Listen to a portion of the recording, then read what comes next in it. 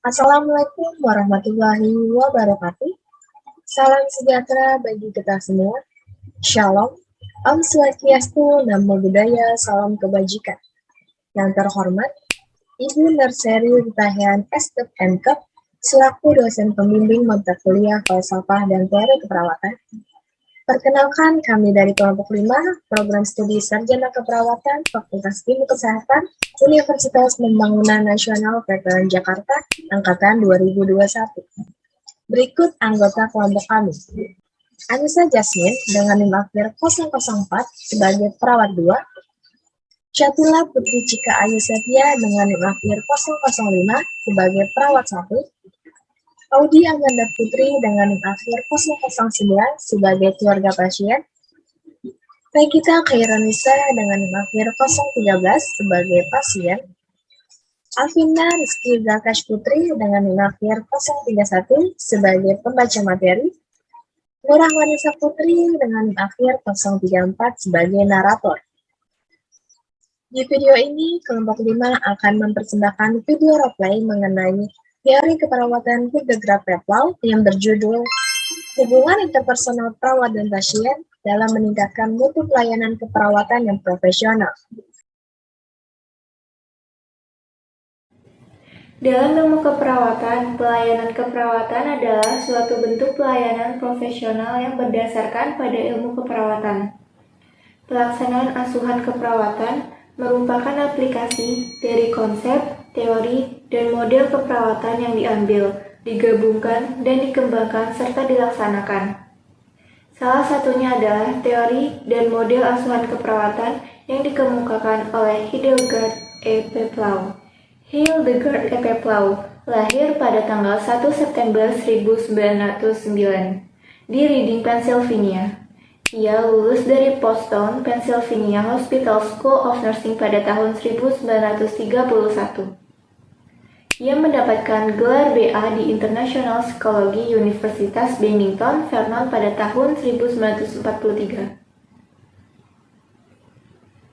Ia juga mendapatkan gelar MA bidang Psychiatric Nursing Teacher College Columbia, New York pada tahun 1947 dan mendapatkan gelar ADD dalam pengembangan kurikulum dari Columbia pada tahun 1953 dan menerbitkan buku Interpersonal Relations in Nursing pada tahun 1952. Peplau dikenal dengan teori hubungan interpersonal di mana teori ini menjelaskan tentang kemampuan dalam memahami diri sendiri sebagai perawat dan orang lain sebagai pasien, dalam artian bahwa perawat perlu memahami perilakunya sendiri baru dapat memahami orang lain. Hal ini sangat membantu dalam mengidentifikasi kesulitan yang dirasakan oleh orang lain. Teori hubungan interpersonal yaitu teori keperawatan yang menekankan pada hubungan timbal balik antara perawat dan pasien. Dalam teorinya ini, Peplau mengajak bagi perawat untuk saatnya berpindah dari orientasi terhadap penyakit ke salah satu bagian dari psikologi, perasaan, serta perilaku yang dapat dieksplor dan dimasukkan dalam intervensi keperawatan guna menunjang mutu kualitas pelayanan keperawatan yang profesional.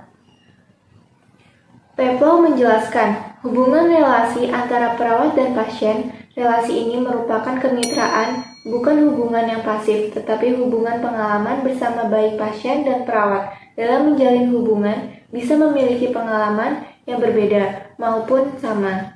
Hal ini memberikan kesempatan kepada perawat untuk mengajari pasien bagaimana cara mengungkapkan perasaan serta bagaimana cara menunjukkan perasaan tersebut. Sehingga pada praktek keperawatan sehari-harinya, ketika perawat dan pasien mengidentifikasi satu masalah pertama kalinya, mereka mulai menyusun tindakan yang tepat untuk menyelesaikan masalah.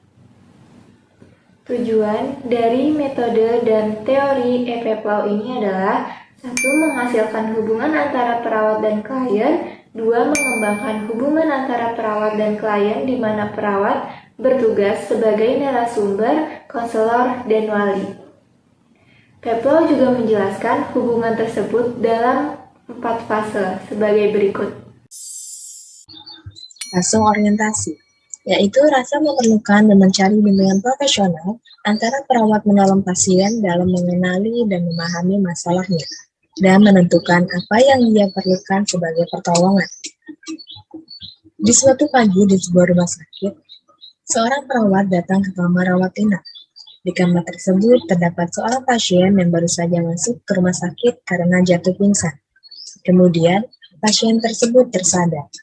Selamat pagi, Bu. Saya Catila Putri Cikayu Setia, perawat yang akan merawat anak Ibu.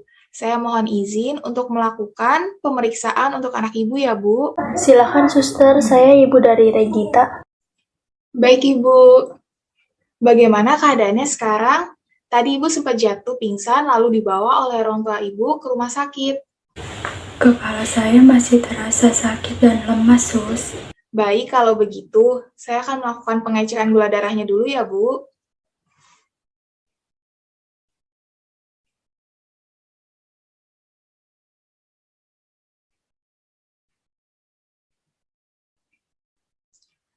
Keadaan kadar gula darah Ibu saat ini ternyata tinggi, Bu. Oh, begitu. Baiklah, Sus. Nanti dokter akan ke sini untuk memeriksa Ibu. Jika Ibu membutuhkan saya, Ibu bisa menekan tombol di atas sebelah kanan. Atau Ibu juga bisa memanggil saya di ruang perawat. Nanti saya akan mendampingi Ibu. Baik, Sus. Kalau begitu, saya tinggal dulu ya, Bu. Mari, Bu. Iya, terima kasih sus. Fase identifikasi. Pada fase ini, perawat melakukan eksplorasi perasaan dan membantu pasien dalam penyakit yang ia rasakan sebagai sebuah pengalaman yang mengorientasi ulang perasaan dan menguatkan kekuatan positif pada kepribadiannya serta memberikan kepuasan yang diperlukan. Selamat siang, Bu. Bagaimana keadaannya? Saya sedih sekali karena dokter tadi mengatakan bahwa saya mengidap penyakit diabetes mellitus tipe 2, Sus. Saya merasa kepikiran terus-menerus dan saya bingung harus bagaimana ya, Sus. Iya, Bu. Saya mengerti apa yang Ibu rasakan. Saya akan mendampingi Ibu sampai Ibu sembuh nanti. Dan saya, beserta dokter dan perawat lainnya, akan berusaha memberikan pengobatan serta perawatan yang terbaik untuk Ibu. Dokter juga pastinya akan berusaha semaksimal mungkin supaya Ibu bisa cepat sembuh. Iya, baik, Suster. Saya sangat membutuhkan bantuan dari suster dan tenaga medis lainnya. Iya, Bu. Nanti mohon kerjasamanya ya, Bu, supaya Ibu cepat sembuh dan segera pulih kembali. Jika ada keperluan, Ibu bisa panggil saya dengan menekan tombol di atas ini, atau bisa juga keluarganya ke ruangan perawat. Baik, Sus. Baik, saya tinggal dulu ya, Bu, supaya Ibu bisa beristirahat dulu. Mari, Bu. Fase eksploitasi. Pada fase ini, pasien mulai menerima informasi-informasi yang diberikan padanya tentang penyembuhannya, serta perawat membantu pasien dalam memberikan gambaran kondisi pasien dan seluruh aspek yang terlibat di dalamnya, dan memberikan pasien informasi bagaimana menjaga dan merawat kesehatannya apabila pasien sudah sembuh, keluar dari rumah sakit, dan beraktivitas kembali. Selamat sore, Ibu. Saya Suster Catila Putri Cikayu Setia. Kali ini saya ditemani oleh teman saya, yaitu Suster Anissa Jasmine. Di sini saya akan mengajarkan Ibu bagaimana cara mengecek gula darah pada saat di rumah secara mandiri. Berarti saya bisa untuk periksa sendiri ya? Iya, betul, Ibu. Tujuannya diajarkan ini supaya Ibu bisa menjaga kadar gula di batas normal dan wajib melakukan pengecekan secara rutin. Ini sudah menjadi tugas kami, Bu, untuk mengajarkan Ibu sebagai pasien.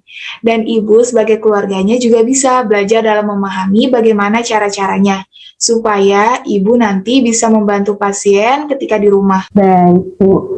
Di sini saya akan membantu mengajarkan anak Ibu untuk mengetahui bagaimana cara mengecek kadar gula darah ya, Bu.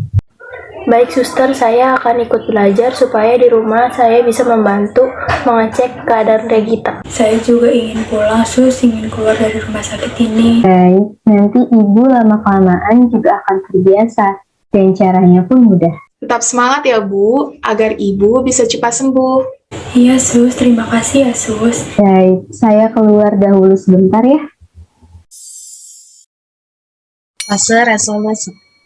Fase terakhir ini, pasien sudah siap keluar dari rumah sakit dan pulang ke rumah. Fase ini, pasien dan perawat mengakhiri hubungan terapi mereka dan membubarkan hubungan antara mereka. Sebelum pasien keluar, perawat harus memastikan bahwa pasien sudah siap untuk merawat dirinya sendiri dengan baik dan benar untuk memenuhi kebutuhannya sendiri.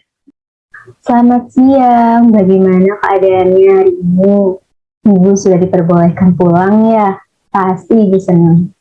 Iya, Sus, saya senang sekali, tetapi saya khawatir nanti setelah di rumah, gula darah saya kembali tinggi lagi, Sus. Nanti Ibu di rumah harus menjaga pola makannya. Hindari makanan yang mengandung rendah serat dan banyak mengandung gula ya. Apabila Ibu bisa menjaga makanan, keadaan Ibu pasti baik-baik saja. Serta jangan lupa, selain mengatur pola makan, harus memperbanyak aktivitas fisik juga ya Bu. Baik, Sus, berarti saya nanti mencari makanan yang diet gulanya rendah ya, Sus ya. Baik, Sus, terima kasih sudah membantu saya ya. Iya betul Ibu, sama-sama Bu.